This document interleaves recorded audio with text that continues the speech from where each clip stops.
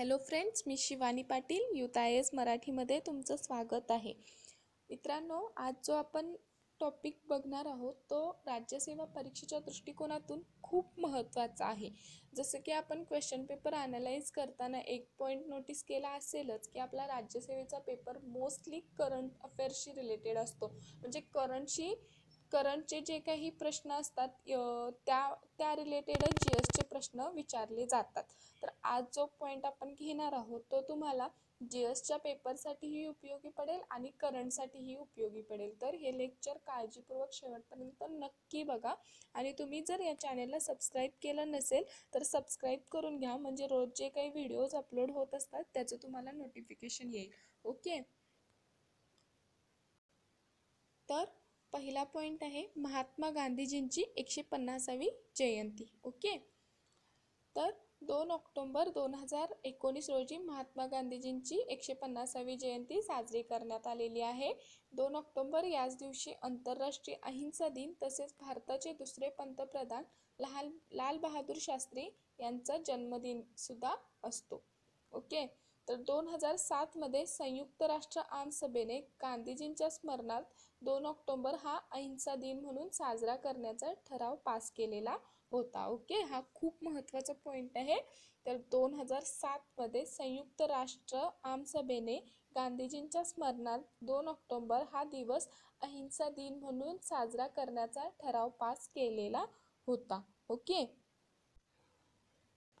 आणि मी इथे हा जो काही लोगो दिलेला आहे तो पण एकदा नजरेखालून घाला. यावर सुद्धा प्रश्न येऊ शकतो, त्यामुळे तुम्हाला ही माहिती सगळी माहीत असायला हवी.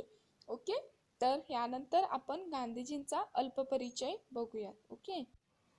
हा अभ्यास तुम्ही हिस्ट्रीमध्ये केलेला असेलच, पण जे काही मेन टॉपिक आहेत जे परीक्षेच्या दृष्टिकोनातून महत्त्वाचे आहेत ते फक्त मी तुम्हाला इथे फास्टमध्ये रिवाईज करते, लक्षात घ्या. तर गांधीजींचा जन्म 2 ऑक्टोबर 1869मध्ये पोरबंदर गुजरात येथे झालेला आहे. 1987मध्ये गांधीजी मॅट्रिकच्या परीक्षेत उत्तीर्ण झाले. समलदास महाविद्यालय भावनगर येथून गांधीजींनी मॅट्रिकची परीक्षा दिलेली होती. 1988ला ते इंग्लंडला गेले. इंग्लंडमध्ये असताना शाकाहारी मंडळ स्थापन केले. ओके. आणि इथूनच त्यांच्या राजकीय जीवनाची सुरुवात झाली. हा पॉईंट लक्षात घ्या की इंग्लंडमध्ये असताना त्यांनी शाकाहारी मंडळ स्थापन केलं होतं. ओके.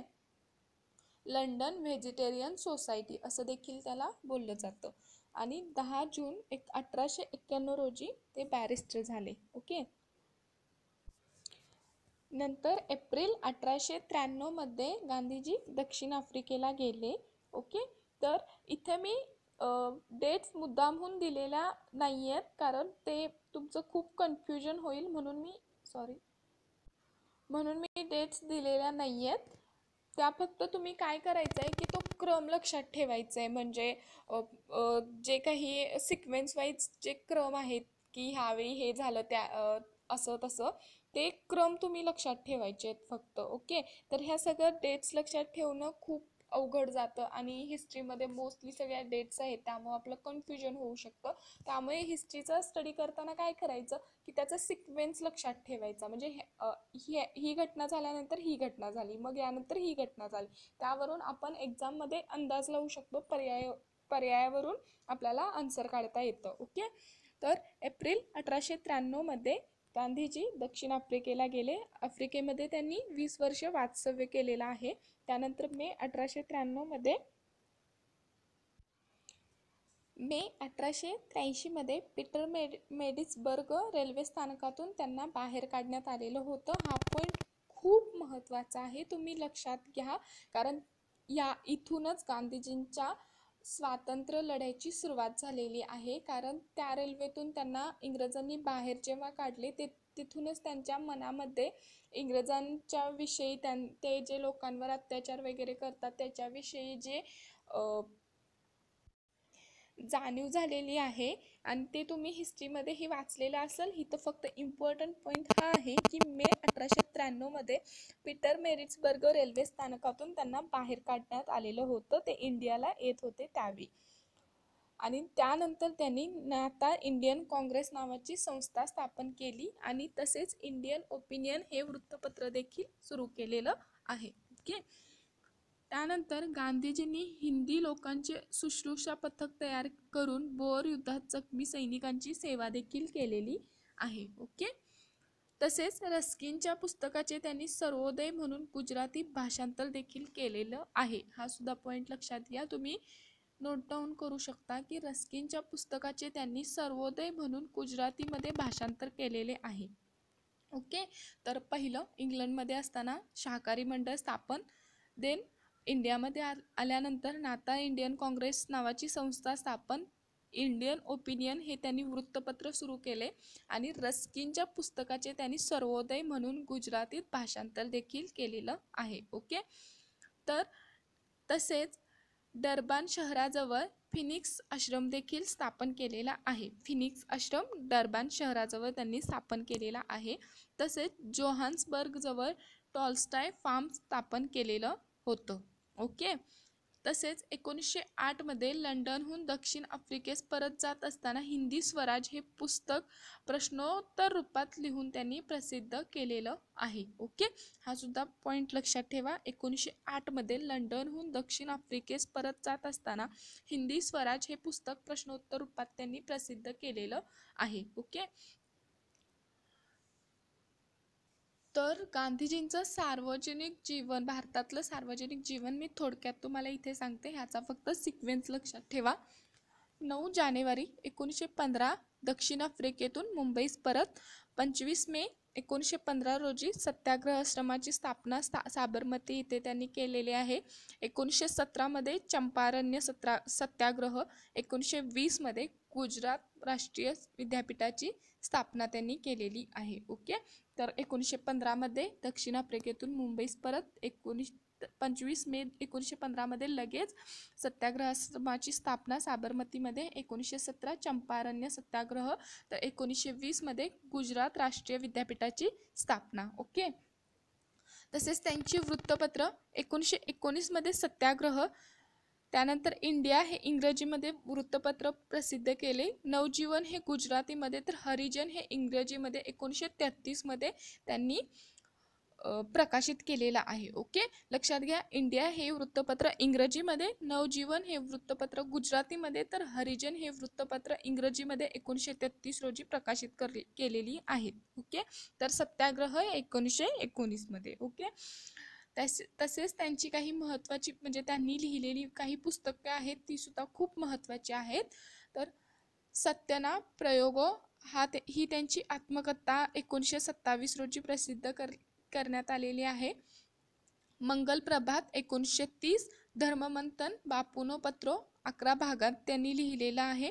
त्यानंतर दक्षिण आफ्रिकांना सत्याग्रहांनो इतिहास 1924, नाशने मार्ग 1927, त्यागमूर्ती अने बीजलेखो 1930 आणि गांधीजींनी आखरी हक्कल हा 1942 मध्ये त्यांचं पुस्तक त्यांनी प्रकाशित केलेलं आहे. आणि त्यानंतर आरोग्य आणि चावी 1948 आणि मूर्खराज 1964 मध्ये त्यांनी प्रकाशित केलेलं आहे. ओके. तर मी आता सांगितलेलं हे सर्व पॉईंट तुम्हाला पाठ असलेच पाहिजेत. हे सर्व पॉईंट खूप महत्त्वाचे आहे. तुम्ही जरी एवढं जरी केलं ना तर तुमचं सर्व गांधीयुग यामध्ये होऊन जाईल. ओके. यानंतर आपण 150व्या गांधी जयंतीची वैशिष्ट्य बघणार आहोत. हा सुद्धा पॉईंट खूप महत्त्वाचा आहे. लक्षात घ्या, हे लेक्चर पूर्णच खूप महत्त्वाचं आहे. पूर्ण काळजीपूर्वक ऐका. तुम्ही जे काही मी पॉईंट सांगते ते नोट डाऊन देखील करून घ्या, म्हणजे तुम्हाला फास्टमध्ये रिवाईज करायला बरं होईल. पॉईंटच्या स्वरूपात तुम्ही हे नोट डाऊन करू शकता. ओके. तर राष्ट्रपती रामनाथ कोविंद यांनी पूज्य मोरारी बापू यांच्या गांधी कथाने गांधी आश्रम नवी दिल्ली येथे उद्घाटन केलं. ओके. तसेच पंतप्रधान नरेंद्र मोदींनी why India and the world need Gandhi या शीर्षकाचा लेखसुद्धा न्यूयॉर्क टाइम्समध्ये लिहिलेला होता. ओके. तसेच स्मृती इराणी यांच्या हस्ते नोएडा उत्तर प्रदेश येथे जगातील सर्वात मोठा प्लास्टिकपासून बनविण्यात आलेल्या चरख्याचे उद्घाटन करण्यात आलेलं आहे. 1650 किलो टाकाऊ प्लास्टिकपासून हा चरखा बनवण्यात आलेला आहे. हा पॉईंट पण खूप महत्त्वाचा आहे. स्मृती इराणी यांच्या हस्ते नोएडा उत्तर प्रदेश येथे जगातील सर्वात मोठा प्लास्टिकपासून बनवण्यात आलेल्या चरख्याचे उद्घाटन करण्यात आलेलं आहे आणि 1650 किलो टाकाऊ प्लास्टिकपासून हा चरखा बनवण्यात आलेला आहे. ओके. तसेच 2019 हे वर्ष पर्यटन पर्व वर्ष म्हणून देखील जाहीर करण्यात आलेलं आहे. तर 2 ते 13 ऑक्टोबर दरम्यान पर्यटन मंत्रालयाद्वारे देशभरात पर्यटन पर्वाचे आयोजन देखील करण्यात आलेलं होतं. ओके. तसेच डिजिटल गांधी ज्ञान विज्ञान प्रदर्शन देखील करण्यात आलेलं होतं. शाश्वत जीवनाच्या गांधीवादी कल्पनेला प्रोत्साहन देण्यासाठी IIT मुंबईने ग्लोबल स्टुडंट सोलर असेंब्लीचे आयोजन देखील केलेलं होतं. ओके. तसेच युनेस्को आणि दूरदर्शन आयोजित एका तासाच्या द्वैभाषिक कार्यक्रमात महात्मा गांधीजींच्या क्वचितच ऐकण्यात आलेल्या ऑडिओ क्लिप्स प्रदर्शित करण्यात आलेल्या होत्या आणि याला नाव दिलेलं होतं की महात्मा लिव्ज, म्हणजेच बापू जिंदा आहे. ओके. तसेच स्वच्छता ही सेवा इंडिया फ्लॉग रनचं देखील आयोजन करण्यात आलं होतं. राजपथ नवी दिल्ली येथे हा कार्यक्रम राबवण्यात आलेला होता. ओके. तसेच गृहमंत्री अमित शहा आणि भारतीय जनता पक्षाच्या अन्य नेत्यांनी नवी दिल्लीत 4 महिन्यांच्या देशव्यापी गांधी संकल्प यात्रेचा प्रारंभ देखील केलेला होता. ओके. तसेच केंद्रीय माहिती व प्रसारण मंत्री प्रकाश जावडेकर यांनी हे राम या लघुचित्रपटाचे अनावरण देखील केलं. यामध्ये महात्मा गांधी यांचे बालपण दाखवण्यात आलेले आहे आणि त्यांनी आपल्या आईपासून भीती दूर करायला कसे शिकले हे दाखवण्यात आलेले आहे. ओके. यानंतर न्यूयॉर्क शहरातील संयुक्त राष्ट्र संघटनेच्या मुख्यालयात गांधी सौर पार्कचे पंतप्रधान नरेंद्र मोदी यांच्या हस्ते 24 सप्टेंबर 2019 रोजी उद्घाटन देखील करण्यात आलेलं आहे. ओके. आपण पॉईंट लक्षात ठेवा. न्यूयॉर्क शहरातील संयुक्त राष्ट्र संघटनेच्या मुख्यालयात गांधी सौर पार्कचे पंतप्रधान नरेंद्र मोदी यांच्या हस्ते 24 सप्टेंबर 2019 रोजी उद्घाटन झाले. ओके. तर यासोबतच महात्मा गांधीजींच्या 150व्या जयंतीच्या निमित्ताने संयुक्त राष्ट्र टपाल तिकीट देखील जारी करण्यात आलेलं आहे. खूप महत्त्वाचा पॉईंट आहे. महात्मा गांधीजींच्या 150व्या जयंती निमित्ताने संयुक्त राष्ट्र टपाल तिकीट देखील जाहीर करण्यात आलेलं आहे. ओके. तसेच समकालीन जगामध्ये महात्मा गांधींची प्रासंगिकता हा कार्यक्रम देखील संयुक्त राष्ट्र मुख्यालयामध्ये पार पडलेला आहे. ओके.